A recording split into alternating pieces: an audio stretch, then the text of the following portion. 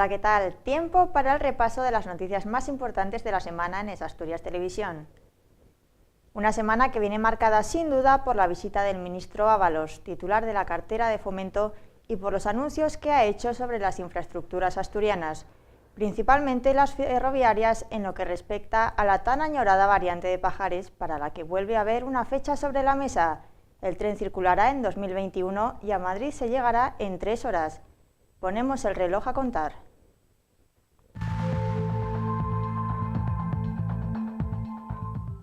El lunes, el líder de la FSA, Adrián Barbón, se reunió con el sindicato Comisiones Obreras para tomar el pulso a los temas sindicales. Barbón contradijo a la ministra de Industria cuando ésta descartó nacionalizar Alcoa para evitar las pérdidas de puestos de trabajo y señaló que quizás las palabras de la titular de la cartera industrial en el gobierno de Sánchez no fueron las más adecuadas. Comisiones Obreras y FSA-PSOE presumían de alianza y buena sintonía en una rueda de prensa tras lo que el candidato a la presidencia asturiana ha definido como una reunión lógica y normal.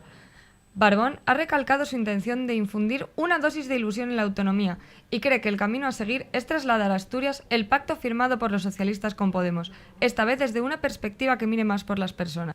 Con medidas tan fundamentales como el incremento del salario mínimo interprofesional a esos 900 euros.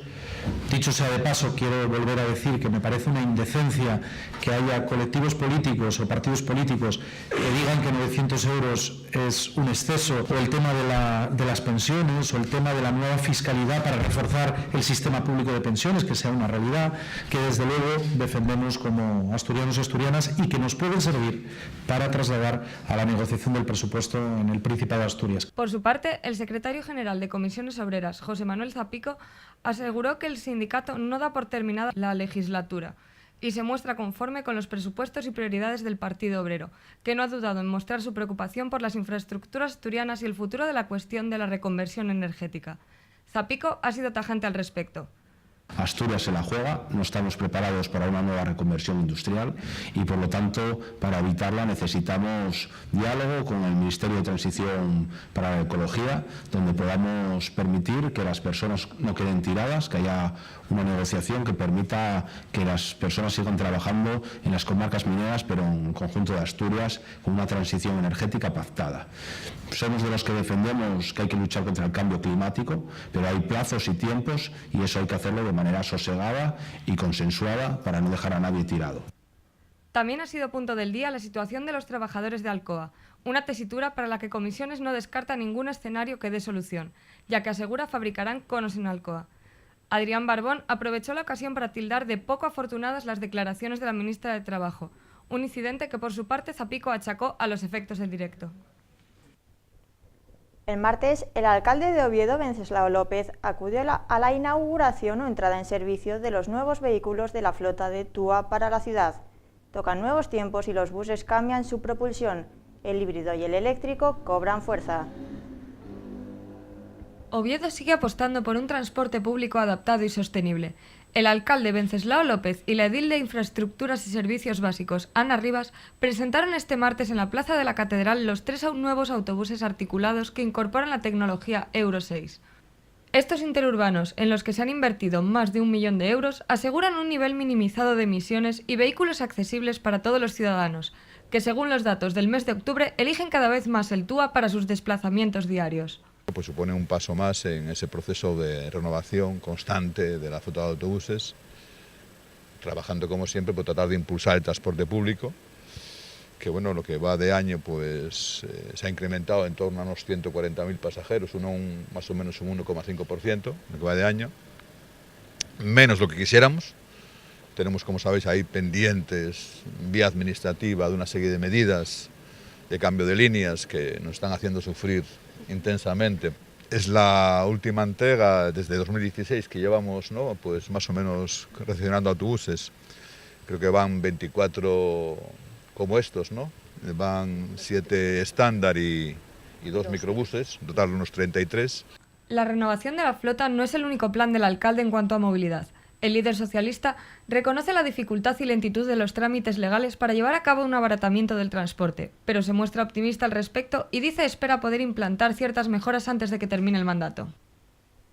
José Luis Ábalos, ministro de Fomento del Gobierno de Pedro Sánchez, visitó Asturias el miércoles y se comprometió a que los trenes circulen por la variante de Pajares en 2021 y a Madrid los asturianos lleguemos en 3 horas. Nueva fecha, nuevo horizonte, nueva promesa. Ábalos también se refirió a otras infraestructuras como el Huerna, la autopista Y, el plan de vías de Gijón, en definitiva, visita completa. El presidente del Gobierno asturiano, Javier Fernández, recibió el miércoles al ministro de Fomento y su equipo para tratar los controvertidos problemas de infraestructuras de la región. Una reunión marcada por un claro guión de contenidos, pero cuyo resultado ha sido valorado por el presidente como satisfactorio y en el que se han desvelado importantes avances, como la constatación del proyecto de la variante de Pajares, que espera ofrecer sus servicios en 2020. La variante de Pajares está entrando ya en la recta final, está invertido en más del 95%. Y hemos acelerado las licitaciones y ejecución de forma que en 2020, tal y como se hizo el último anuncio por el anterior ministro, las obras van a estar terminadas. Y estarán en servicio, lógicamente, cuando los organismos de seguridad determinen, ¿no? Ya sabemos por otras experiencias lo que viene a tardar, posiblemente el año siguiente es cuando la puesta en servicio sea definitiva. Pero bueno, eso lo determinan las pruebas de seguridad, la formación de los maquinistas, todos estos procedimientos que la Agencia de Seguridad Ferroviaria exige. Y a partir de ahí, cuando tengamos ya en servicio la alta velocidad, el Madrid-Oviedo-Gijón se hará en 3 horas 20 y en algo menos de 3 horas en Madrid-Oviedo. La solución del ancho de las vías es para Ábalos una obviedad. Debe servir a pasajeros y mercancías y considera que, especialmente en el caso de Asturias, que representa un porcentaje alto en el transporte de mercancías en el conjunto nacional, no es algo accesorio. En el epígrafe dedicado al asfalto, 2 novedades en la carretera. La Y ya tiene aprobado su tercer carril y antes de que acabe el año se licitará la segunda calzada en la A63. El Huerna no entraba en la agenda de la reunión, pero los medios se encargaron de recordarle a José Luis Ábalos que en Asturias es ya tema obligado. También en materia ferroviaria, ministro y presidente tuvieron tiempo de revisar el plan de cercanías con el fin de mejorar el servicio, sobre el que confirmó la licitación definitiva de la variante de Villabona y un aumento del 24% de las frecuencias de la línea C3 a partir de este mismo lunes. El jueves, cerca de 2.500 jóvenes se dieron cita en el Palacio de Congresos de Oviedo para asistir al Congreso Lo que de verdad importa, una cita juvenil que contó con importantes invitados, caso de Pedro Aguado, más conocido como el hermano mayor, y que puso sobre la mesa los temas que, lejos de lo que interesa a los mayores, interesa en este caso a los jóvenes. Casi 2.000 jóvenes reunidos en torno a valores fundamentales como la superación, el emprendimiento, el compromiso y la responsabilidad, siempre desde una perspectiva respetuosa con la naturaleza y el medio ambiente. Lo ha conseguido la Fundación Lo que de verdad importa en el Palacio de Exposiciones y Congresos Ciudad de Oviedo este jueves. Carolina Barrantes, directora de proyectos de la Fundación, no podía estar más contenta con el resultado de la segunda edición asturiana de lo que ha sido ya un éxito de 12 años, 8 ciudades españolas y 6 países. Bueno, pues mira, lo primero que hay, ellos vienen aquí de forma totalmente gratuita, entonces lo que les pedimos es que colaboren con, en este caso, el Banco de Alimentos de Asturias, trayendo pues su kilo de apoyo, ¿no? Lo llamamos la campaña Tu Kilo También Importa, entonces ahí hay abajo un sitio donde todos los jóvenes de Asturias han recaudado más de 500 kilos que van a ir a personas que realmente lo necesitan, con lo cual eso ya es un puntazo. Tenemos un simulador para que ellos pues sientan un poco lo que es un accidente de tráfico, porque tenemos una campaña de la mano de Movistar y de Gombarri que es para prevenir pues los accidentes y evitar el uso del teléfono en el coche. Y bueno, ahí se lo pueden pasar fenomenal. Hay asociaciones en las que se pueden informar de cómo ellos pueden ser partícipes y hacer algo por su sociedad. En fin, que no todo se queda en las historias que van a escuchar, sino que también hay mucho más. Los jóvenes pudieron empaparse de las experiencias de 3 potentes historias de superación personal en 3 vertientes diferentes de la vida de la mano de Lari León, Font de Luján y Pedro Aguado, que sabe bien lo que es estar en el lugar de estos chicos y qué es lo que necesitan escuchar. Pues mira, a mí ya me lo han dicho. Y era el vídeo de Lari que ha puesto sobre las diferentes personalidades, ¿no? Que siempre queremos ser diferentes. Fíjate que yo en mi época, siendo campeón olímpico, campeón del mundo, era un chico muy tímido, era una persona que no se gustaba, con lo cual siempre deseaba lo otro, cuando yo ya tenía muchas cosas. Y ese grado de insatisfacción es el que a mí me llevó en ocasiones a tener actitudes de riesgo, de las cuales les voy a hablar ahora. La motivación y ganas de cooperar venían de casa. Como bien saben, en lo que la verdad importa, el cambio empieza por la actitud. Por eso no es de extrañar que la campaña destinada al Banco de Alimentos Tu Kilo También Importa recogiera durante el Congreso media tonelada de alimentos. Ya se espera con ansias la tercera edición.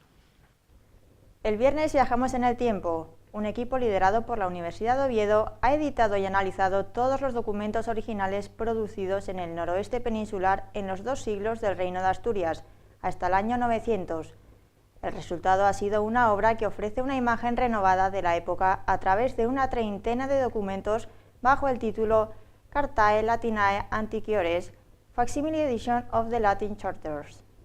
Asturias reescribe su historia en una obra que el rector magnífico de la Universidad de Oviedo espera se convierta en patrimonio de todos los asturianos y que considera ha enriquecido el enfoque que ya teníamos de nuestra cultura.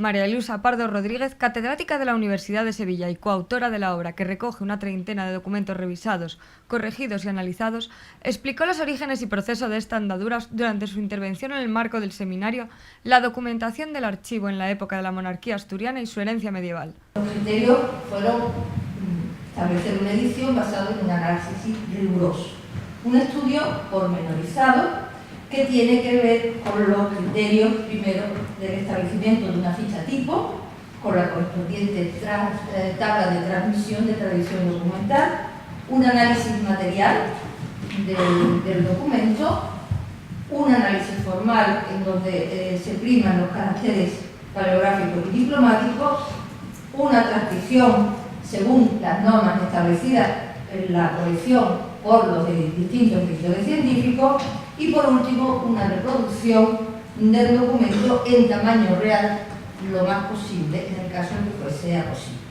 Santiago García Granda espera que con este hallazgo las disciplinas de humanidades por fin reciban el valor que se merecen, una consideración con la que se mostraba de acuerdo María Josefa Sanz Fuentes, profesora emérita honoraria de la institución asturiana. Sobre todo hay algo que ha sido fabuloso, Lo primero, la buena fotografía. La buena fotografía digital pasada a pantalla, que te permite ampliar. Esa ha sido una muy importante. La otra, que cada vez podemos trabajar más en red, más conocer, porque antes, yo recuerdo, en mi primera época ya de alumna y luego de profesora, la bibliografía nuestra era bibliografía alemana, italiana, francesa, inglesa no. En España era un erial lo que había. Conseguir aquellos libros, aparte de los precios, que era por importación, ¿no? Entonces ahora, cantidad de bibliotecas están ya, libros colgadas. O sea, ahí nos ha ayudado muchísimo. Un trabajo que ahonda en la memoria pero que no pierde de vista el futuro, ya que tal y como asegura Josefa Sanz, no habría sido posible sin la ayuda de las nuevas tecnologías, que asegura han facilitado enormemente su labor. Y en nuestro tiempo de entrevista hoy contamos con un invitado especial. Se trata de Roberto Granda, es un periodista asturiano que está en Madrid para contarnos las últimas noticias que también nos afectan a los que estamos en Asturias. ¿Qué tal, Roberto? Buenas noches. Hola, buenas noches, Carmen. El ministro de Fomento, José Luis Ábalos, ha anunciado que se abrirá la variante de Pajares para 2021. ¿Qué opina de ello? Sí, Ábalos estuvo esta semana en Asturias presentando un nuevo proyecto para la variante y, bueno, ha dado una nueva fecha para apuntar el 2020, que es el año en que, según estas estimaciones socialistas, van a estar las obras terminadas. Luego faltan los test de seguridad, la inauguración, las fotos de rigor y, bueno, entonces puede que sí, que las comunicaciones de Asturias entren en el siglo XXI. El viaje de Gijón sería de 3 horas y 20 minutos y desde Oviedo algo menos de 3 horas, las estimaciones más optimistas. Los pasajeros y las mercancías pasarán a través de los túneles de la cordillera, en lo que se llama la vía ibérica. Y hay que tener en cuenta, además de eso, ha descartado, por supuesto, quitar el peaje del Huerna, así que los asturianos, para viajar a Madrid, vamos a seguir pagando este peaje y el de Guadarrama. Algo que, por ejemplo, pues si vienes desde el sur, si viajas de Andalucía, puedes evitar tanto peaje. A nosotros nos van a seguir sablando, Carmen, y no hay solución. Eso no va a cambiar. ¿Qué nos puedes comentar de las últimas polémicas, podríamos decir, de Adriana Lastra? Bueno, Adriana Lastra hizo estos últimos días unas declaraciones un tanto curiosas que dijo que iban a intentar buscar una solución a Cataluña sin que ganaran los patriotas de las banderas de los balcones. Hombre, si en la defensa del Estado de Derecho no van a ganar los que defienden la bandera constitucional, pues no sé yo, no entiendo el estar equidistante en un tema en que se enfrentan, por decirlo de alguna manera, los constitucionalistas contra los que quieren reventar la convivencia, la Constitución, nuestro modelo territorial y el Estado de Derecho. Entonces, es esta deriva un tanto siniestra que tiene el PSOE de querer solucionar el tema catalán por una parte y a la vez contentar a sus socios de gobierno, que son los nacionalistas. Así que Adriana Lastra sigue en su limbo, sigue en sus historias y me parece que nos va a seguir dando titulares y noticias. Y cambiamos ahora de político. Rodrigo Rato, que declara el próximo día 30, ¿no? Sí, estamos pendientes de la declaración exactamente de nuestro peso con más renombre, Rato, que como sabéis ha pedido perdón a la sociedad. La mala suerte para él es que en sociedad el perdón se conjuga en la cárcel. Entonces, una anécdota curiosa, su maestro de yoga dijo que le ha costado 30 años pedir perdón. Y bueno, si su maestro de yoga está decepcionado con él, pues imagínate el resto de la sociedad. El día 30 de este mes declara por el caso de las tarjetas Black y habrá que estar atentos a lo que dice porque es algo que no involucra solo a él, hay varios implicados en este aspecto. Y acabamos de conocer que el rey del cachopo ha sido detenido. ¿Qué nos puede contar de esto? Pues sí, ya había habido un macabro giro a la historia de César Román, conocido como el rey del cachopo, una trágica vuelta de tuerca. Y es que el torso humano encontrado en agosto dentro de una maleta en una nave de Usera que pertenece al empresario tiene un ADN que ha dado positivo con el de Heidi Paz, que es su última pareja. Esto se supo el jueves. La maleta estaba en llamas, habían prendido fuego y fueron los bomberos los que sofocaron el incendio.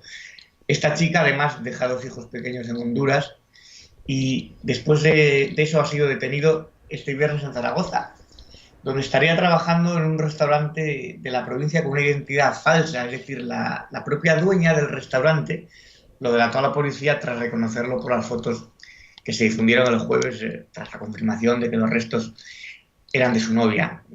Este hombre, su historia es un tanto curiosa porque era visto como un extravagante en el mundo de la restauración. Se fugó en julio debiendo dinero a todo el mundo, a proveedores, a socios y a trabajadores. Había abierto 5 restaurantes en Madrid, donde repartía cachopos a domicilio. Los 5, por supuesto, están cerrados. El primero, que se abrió en la zona de Embajadores, facturaba hasta 5 y 6.000 euros al día los fines de semana.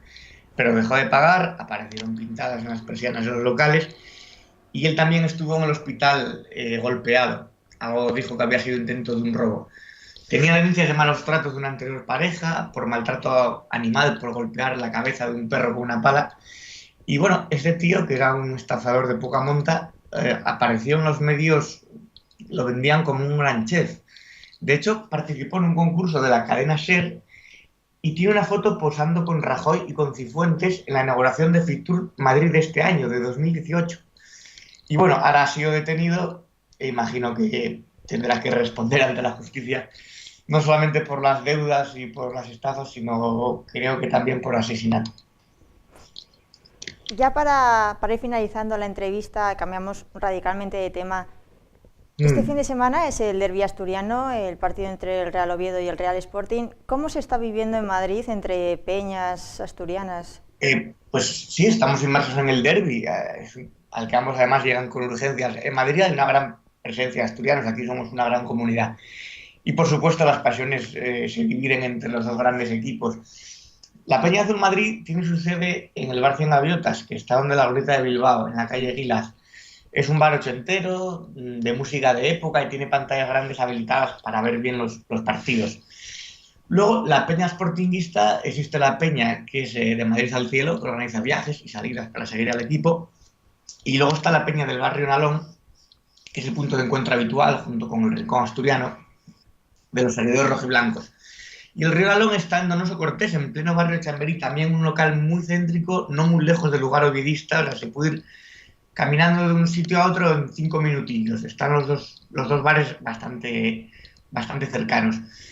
Y bueno, después del partido seguro saldrán por la capital a celebrarlo unos y a ahogar las penas otros. Pero Madrid es una ciudad con mucho ambiente y muy futbolera, así que alguna bufanda se verá y algún seguidor se encontrará por las calles. Pues muy bien. Roberto Granda, muchísimas gracias. A vosotros, nos vemos la semana que viene. Muy bien, buenas noches. Hasta luego, Carmen.